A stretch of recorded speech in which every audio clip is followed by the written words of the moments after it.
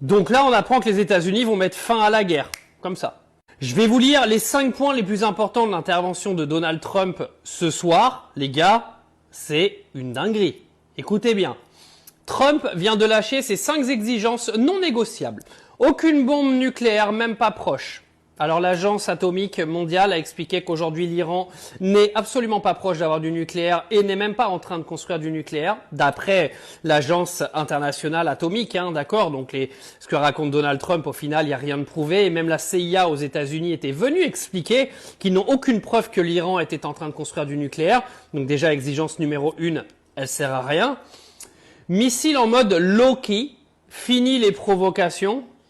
Ok, donc ça voudrait dire en gros que l'Iran n'aurait pas le droit d'envoyer des missiles. Donc ça, on en reparle, les gars, sachant qu'ils ont des souterrains et les Israéliens et les États-Unis ne savent absolument pas où sont les missiles iraniens. Donc en gros, il pourra jamais de toute façon aller les détruire ou aller les chercher parce qu'il pourra pas envoyer de troupes au sol en Iran. Donc l'exigence numéro 2, les gars, c'est du factuel, c'est du virtuel. Enfin, c'est pas du factuel, pardon, c'est du virtuel, ça sert à rien. Ok.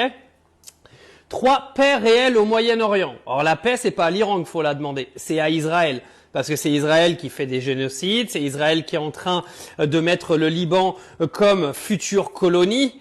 C'est pas à l'Iran qu'il faut aller demander une paix au Moyen-Orient en particulier, c'est à Israël. Donc ça, pareil, la condition, elle est bidon en fait, parce que qui peut te dire que la paix va être assurée au Moyen-Orient une fois que Donald Trump va être parti? Enfin, c'est n'importe quoi. Donc l'exigence numéro 3, de toute façon, on peut pas la cocher, donc elle sert à rien. 0 enrichissement d'uranium. Les gars, la dernière fois qu'en fait ils se sont pris la tête entre Israël et l'Iran pour justement cet enrichissement d'uranium, on a appris à la fin de leurs attaques que soi-disant Israël avait détruit l'intégralité de l'uranium iranien et en fait il s'est avéré que c'était absolument pas vrai. Donc au final, encore une fois, cet enrichissement d'uranium, c'est bidon. D'accord, parce qu'ils savent absolument rien. Ça se contredit de partout entre l'agence atomique, les États-Unis et Israël. Donc ça, encore une fois, c'est bidon. Remise totale de l'uranium enrichi. We want the nuclear dust. Nous voulons la poussière nucléaire. Les environ 460 kilos à 60% qui peuvent faire environ 11 bombes.